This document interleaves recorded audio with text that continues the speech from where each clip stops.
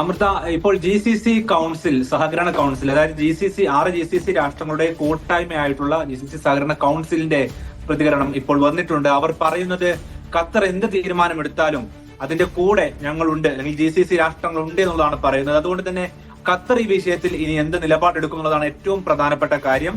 നേരത്തെ ഇറാനുമായി ബന്ധപ്പെട്ട് നടന്ന ആക്രമണത്തിൽ ഖത്തർ എടുത്ത നിലപാട് നമുക്കറിയാം. അതുപോലെ തന്നെ ഈ ഒരു വിഷയത്തിൽ ഇത് കൂടുതൽ ഒരു സങ്കീർണമാകുന്ന ഘട്ടത്തിലേക്ക് പോകുന്ന തരത്തിൽ ഒരു തിരിച്ചടിക്കോ അല്ലെങ്കിൽ ആക്രമണത്തിനോ ഖത്തർ മുതിരുമോ, അതല്ല കൂടുതൽ സമാധാന ശ്രമങ്ങളുടെ ഗസ യുദ്ധം അവസാനിപ്പിക്കാനുള്ള വഴിയായി ഇത് മാറുമോ എന്നുള്ളതൊന്നും ഈ ഒരു ഘട്ടത്തിൽ പറയാനാകില്ല. അതുകൊണ്ട് തന്നെ GCC രാഷ്ട്രങ്ങൾ ഒന്നടങ്കം, പ്രത്യേകിച്ച് സൗദി ഉൾപ്പെടെയുള്ള പ്രധാനപ്പെട്ട വലിയ രാഷ്ട്രങ്ങൾ ഉൾപ്പെടെ പറഞ്ഞുകൊണ്ടിരിക്കുന്നത് ഖത്തർ എന്ത് തീരുമാനമെടുത്താലും അതിന്റെ കൂടെ ഉണ്ടാകുമെന്നുള്ളതാണ്.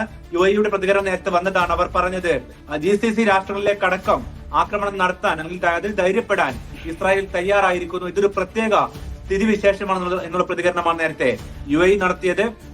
അതുകൊണ്ട് തന്നെ ഗൾഫ് രാഷ്ട്രങ്ങളെ സംബന്ധിച്ചിടത്തോളം അല്ലെങ്കിൽ പശ്ചിമേഷ്യയെ സംബന്ധിച്ചിടത്തോളം എല്ലാ മേഖലയിലേക്കും ഏത് സമയത്തും കയറി വരാവുന്ന ഒരു ഭീകരനായി ഇസ്രായേൽ മാറുന്നു എന്നുള്ള കാര്യം വളരെ പ്രധാനപ്പെട്ടതാണ്. ഇതൊരു തീവ്രവാദ ആക്രമണമാണ്, അല്ലെങ്കിൽ തീവ്രവാദി രാജ്യം ഭരിക്കുന്നത് പോലെയാണ് എന്നുള്ളതാണ് നേരത്തെ തുർക്കിയുടെ പ്രതികരണമായി വന്നിട്ടുള്ളത്. ഈ തരത്തിൽ മേഖലയിലുള്ള അറബ് ഇസ്ലാമിക രാഷ്ട്രങ്ങൾ ഒന്നടങ്കം സമാനമായ രീതിയിൽ പ്രതികരണം നടത്തിക്കൊണ്ടിരിക്കുന്നു. എല്ലാവരും ഉറ്റുനോക്കുന്നത് ഖത്തറിന്റെ പ്രതികരണം എന്തായിരിക്കും എന്നുള്ളതാണ്. ഖത്തറിന്റെ വിദേശകാര്യ മന്ത്രാലയത്തിന്റെ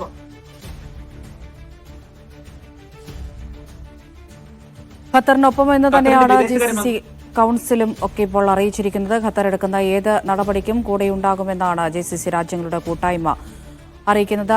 ആഫ്താബ്, തുടർന്നോളൂ. ഖത്തറിന്റെ വാർത്താ സമ്മേളനം അല്പസമയത്തിനകം ഉണ്ടാകുമെന്നുള്ളതാണ് നമ്മുടെ പ്രതിനിധി ഖത്തറിൽ നിന്നും അബ്ബാസ് പറയുന്നത്. അങ്ങനെയെങ്കിൽ അതിൽ അവരുടെ പ്രതികരണം വന്നു കഴിഞ്ഞാൽ ഒരു പക്ഷേ GCC രാഷ്ട്രങ്ങൾ കൂടി കാര്യങ്ങൾ കുറച്ചുകൂടി ചിത്രം വ്യക്തമാവുകയും ചെയ്യും. ഏതായിരുന്നാലും മേഖലയെ സംബന്ധിച്ചിടത്തോളം വളരെ സുപ്രധാനമായൊരു രാഷ്ട്രീയ സാഹചര്യമാണ് ഇപ്പോൾ ഉരുത്തിരിഞ്ഞു വന്നിരിക്കുന്നത്. കാരണം നേരത്തെയുള്ളൊരു ചിത്രം നമുക്കറിയാം. ഇസ്രായേലിനെ സംബന്ധിച്ചിടത്തോളം അവരുടെ ഏറ്റവും പ്രധാനപ്പെട്ട മേഖലയിലെ ഒരു പ്രശ്നമായി നിന്നിരുന്നത് അറബ് രാഷ്ട്രങ്ങളുമായുള്ള അവരുടെ കൈകോർക്കലും ഐക്യവുമായിരുന്നെങ്കിൽ ഇപ്പോൾ അതിനെല്ലാം തന്നെ തിരിച്ചടിയാകുന്ന തരത്തിലുള്ള നീക്കങ്ങൾ കൂടി ഇപ്പോൾ, അതിനുള്ളൊരു സാഹചര്യം കൂടി ഇപ്പോൾ ഉരുത്തിരിഞ്ഞു വന്നിരിക്കുന്നതാണ് ഏറ്റവും പ്രധാനപ്പെട്ട കാര്യം.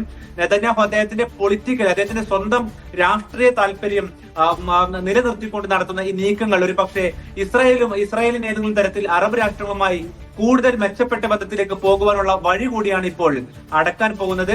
ആ തരത്തിലാണ് ഗൾഫ് രാഷ്ട്രങ്ങളുടെ പ്രതികരണം വരുന്നത്. കാരണം നിലവിലുള്ള സ്ഥിതിവിശേഷം അനുസരിച്ച് ഗൾഫ് മേഖലയിലെ അറബ് രാജ്യങ്ങളിലെ ജനങ്ങളുടെ പ്രതികരണം കൂടി ഈ മേഖലയിലെ ഭരണാധികാരികൾക്ക് വളരെ പ്രധാനപ്പെട്ടതാണ്. നേരത്തെ നടത്തിയ പ്രതികരണങ്ങൾക്ക് അപ്പുറത്തേക്ക് ഇപ്പോൾ നേരിട്ടൊരു GCC രാഷ്ട്രത്തെ ആക്രമിക്കാൻ ഇസ്രായേൽ തയ്യാറായെങ്കിൽ മറ്റു GCC രാഷ്ട്രങ്ങളുടെയും സ്ഥിതി സമാനമായിരിക്കുമെന്നുള്ളത് ബാക്കിയുള്ള രാജ്യങ്ങൾക്കും ബോധ്യമുണ്ട്. ഇത് ആരെയെല്ലാം അറിയിച്ചു, ഏതെല്ലാം തരത്തിൽ അറിയിച്ചു എന്നതെല്ലാം തന്നെ വരാനിരിക്കുന്ന മണിക്കൂറുകളിൽ പുറത്തറിയേണ്ട ഒരു രഹസ്യം കൂടിയാണ്. ഒരു പക്ഷേ വൈറ്റ് ഹൗസ് വക്താവ് അല്പം മുമ്പ് പറഞ്ഞത് അവർ നേരത്തെ തന്നെ ഈ വിഷയത്തിൽ അവർക്ക് ധാരണയുണ്ടായിരുന്നു, അവർക്ക് അറിയിപ്പ് ലഭിച്ചിരുന്നു എന്നുള്ളതാണ്. മറ്റൊരു പ്രധാനപ്പെട്ട കാര്യം, നെതന്യാഹുവിന്റെ ഓഫീസ് പക്ഷെ വൈകുന്നേരം പറഞ്ഞത് ഞങ്ങൾ സ്വതന്ത്രമായി നടത്തിയ ആക്രമണമാണ്, ഇതിൽ മറ്റാർക്കും പങ്കില്ല, ഞങ്ങൾ ആരെയും അറിയിച്ചിട്ടില്ല എന്നതാണ് പറയുന്നത്. പക്ഷെ അത് US-ന്റെ ഇതിലുള്ള ഇടപെടൽ മറച്ചു വെക്കാനുള്ള നീക്കമായിരുന്നു എന്നുള്ളതാണ് ഇപ്പോൾ അല്പം മുമ്പ് AFP-യോട് വൈറ്റ് ഹൗസ് വക്താവ് നടത്തിയ പ്രതികരണത്തിൽ നിന്നും, അദ്ദേഹം പേര് വെളിപ്പെടുത്തിയില്ല, പ്രതികരണത്തിൽ നിന്നും വ്യക്തമാകുന്നത്. ഏതായാലും ഇന്ന് രാത്രി വൈറ്റ് ഹൗസിന്റെയും വാർത്താ സമ്മേളനമുണ്ട്. അതിൽ കൂടി പ്രതികരണം വരുമ്പോൾ ഇതിന്റെ ചിത്രം വ്യക്തമാകും.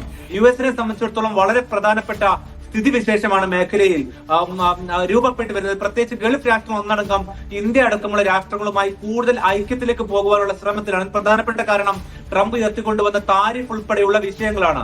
ഇപ്പോൾ GCC കൗൺസിൽ ഉൾപ്പെടെ ഇന്ത്യയുമായി ഒരു ഫ്രീ ട്രേഡ് കരാറിലേക്ക് പോകുവാനുള്ള സ്ഥിതിയിലേക്ക് നീങ്ങിക്കൊണ്ടിരിക്കുന്ന ഒരു ഘട്ടം കൂടിയാണ് ഇത്. അതുകൊണ്ട് തന്നെ ട്രംപിനെ സംബന്ധിച്ചിടത്തോളം മേഖലയിൽ കൂടി ഒരു ഗ്രിപ്പില്ലാത്ത ഒരു കാലുറപ്പിച്ചു വെക്കാൻ പറ്റാത്ത ഒരു സ്ഥിതിവിശേഷം വന്നു കഴിഞ്ഞാൽ അത് വലിയ പ്രതിസന്ധി സൃഷ്ടിക്കും. പ്രത്യേകിച്ച് US-ന്റെ സൈനിക താവളങ്ങൾ ഇവിടെയുണ്ട്. അതെല്ലാം US-ന്റെ വളരെ പ്രധാനപ്പെട്ട ഒരു പ്രതിസന്ധിയും പ്രശ്നവുമായിട്ട് നിലനിൽക്കും. അതുകൊണ്ട് ഈ വിഷയത്തിൽ ഖത്തറിന്റെ നിലപാട് ഇനി അറിയണം. ആ നിലപാട് അറിഞ്ഞ ശേഷമായിരിക്കും ഒരു പക്ഷേ GCC-യുടെ കൂടുതൽ പ്രതികരണവും നിലപാടും. ഖത്തറിന്റെ നിലപാടാണ് ഇനി അറിയേണ്ടത്. അല്പസമയത്തിനകം തന്നെ ഖത്തറിന്റെ വാർത്താ സമ്മേളനം ഉണ്ടാകുമെന്നാണ് കരുതുന്നത്. ആഫ്താബ് റഹ്മാനാണ് വിവരങ്ങൾ നൽകിയത്. ഇടവേള.